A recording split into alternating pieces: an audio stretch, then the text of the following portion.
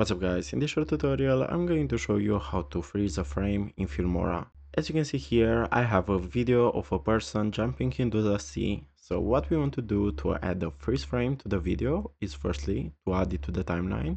We're going to click on Key Project Settings. Then we want to choose which frame we want to freeze. So let's do one. As you can see here, the person is in the air. Then what we want to do is to select the clip by clicking on it. And you're going to right click on it.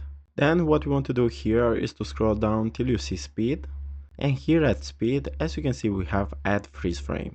So all we got to do here is to click on add freeze frame. Now as you can see, this gray area is the freeze frame in our timeline, and here is the normal clip. Let's play it a bit so you can see it better.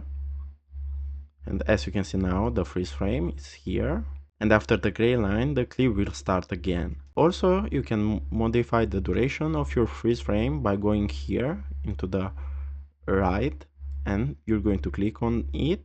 And as you can see, we can modify the duration. And now the freeze frame will be shorter. And as simple as this, you can add freeze frame to your videos. So guys, thanks for watching, and don't forget to leave a like and subscribe to the channel.